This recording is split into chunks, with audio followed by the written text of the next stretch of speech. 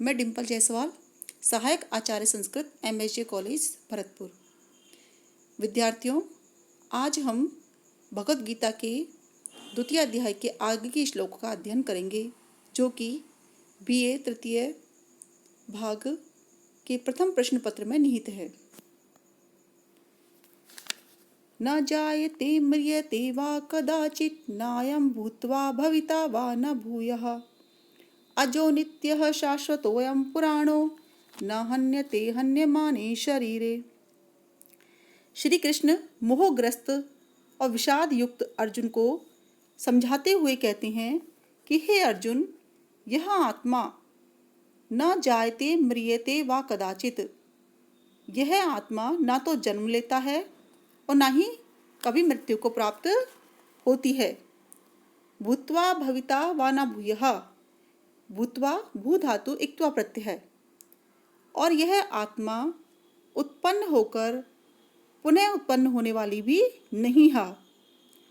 अजो नित्यः शाश्वतोऽयं पुराणो, क्योंकि यह आत्मा कैसी है? अजो, अजर है, नित्य है, शाश्वत है एवं पुरातन है। अज का मतलब है जो कि कभी भी नष्ट ना हो, नित्य हमेशा रहने वाली, शाश्वत सभी कालों और सभी दिशाओं में रहने वाला, पुरातन सनातन काल से चली आ रही ऐसी। तो यह आत्मा कैसी है? अजर, नित्य, शाश्वत एवं पुरातन है। न हन्यते हन्यमाने शरीरे, शरीरे हन्य माने, शरीर के मारे जाने पर भी न हन्यते, यह मरती नहीं है, मृत्यु को प्राप्त नहीं होती है। कहने का तात्पर्य है कि मृत्यु शरीर की होती है, ना कि जीवात्मा की। आत्मा अजर, अमर, नित्य और शाश्वत है, इसलिए मृत्यु के विषय में शोक नहीं करना चाहिए।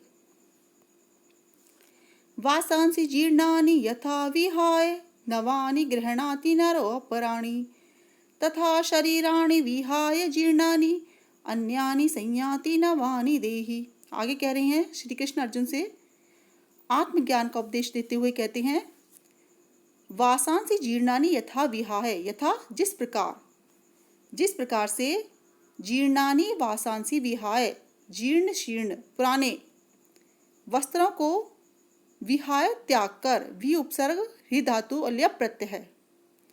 जिस प्रकार से पुराने हुए जीर्ण शीर्ण वस्त्रों को त्याग कर नरो मनुष्य नवानि वस्त्राणि गृह्णाति, अपराणि, अपराणि दूसरे नवीन वस्त्रों को धारण करता है। तो जिस प्रकार मनुष्य पुराने हुए जीर्ण शीर्ण वस्त्रों को त्याग कर दूसरे नवीन वस्त्रों को धारण करता है, तथा उसी प्रकार से शरीराणि विहाय जीर्णानि देहि, देहि जीवात्मा, उसी प्रकार से यह जीवात्मा जीर्णानि शरीराणि विहाय, जीर्ण शीर्ण हुए शिथिल हुए शरीरों को त्याग कर नवानि अन्यानि संयाति, नवीन अन्य शरीर को प्राप्त होता है। कहने का तात्पर्य है कि जिस प्रकार से मनुष्य जब उसके वस्त्र पुराने हो जाते हैं, जीर्ण शीर्ण हो जाते हैं, तो उनको त्याग करके नवीन वस्त्रों को धारण कर लेता है, उसी प्रकार से यह जो जीवात्मा है वह पुराने जीर्ण शीर्ण हुए शरीरों को त्याग कर नवीन शरीरों को धारण करती है। अर्थात मृत्यु शरीर की होती है, शरीर नष्ट होता है, जीवात्मा नष्ट नहीं होती। वह तो हर जन्म में पुनः पुनः नवीन वस्त्रों के समान नवीन नवीन शरीरों को धारण करती है। इसलिए हे अर्जुन, तुम इस विषय में मोहित चित्त मत होइए और अपने कर्तव्य पथ पर आगे बढ़िए। मैं यहाँ पर आपको बताना चाहती हूँ कि जो गीता है वह बहुत ही सुंदर और अद्भुत ग्रंथ है, जो कि हमें हमेशा अपने मार्ग में रास्ता प्रशस्त करता है। जब भी हम संशय युक्त हों, विषादग्रस्त हों, परेशानियों में घिरे हों, तो हम अगर गीता का अध्ययन करें तो हमें प्राप्त होगा कि हमें हमेशा नवीन पथ प्रशस्त होगा। आगे इसी क्रम में श्री कृष्ण अर्जुन से कहते हैं, नैनम छिन्दन्ति शस्त्राणि नैनम दहति पावकः न चैनम क्लेदन्त्यापो न शोषयति मारुतः। देखो कितनी अच्छी बात कही है। नैनम छिन्दन्ति शस्त्राणि, इस जीवात्मा को शस्त्र छेद नहीं सकते। नैनम दहति पावकः, पावक अग्नि, अग्नि इस जीवात्मा को जला नहीं सकती। न च एनम, वृद्धि संधि है सर्वत्र वृद्धिरेचि सूत्र से। न चैनम क्लेदन्ति आपो, आपो जल, जल इस जीवात्मा को गला नहीं सकता। न शोषयति मारुतः, और वायु इस जीवात्मा को सुखा नहीं सकती। तो आत्मा कैसा है? अछेद्य है, जिसको कि छेदा नहीं जा सकता शस्त्रों के माध्यम से, अग्नि के माध्यम से उसको जलाया नहीं जा सकता, जल उसे गला नहीं सकता और वायु उसे सुखा नहीं सकती। ऐसी अजर और अमर है आत्मा। अच्छेद्यो अयम अधाह्यो अयम अक्लेद्यो अशोष्य एव चः नित्यः सर्वगतः स्थाणु अचलो अयम सनातनः।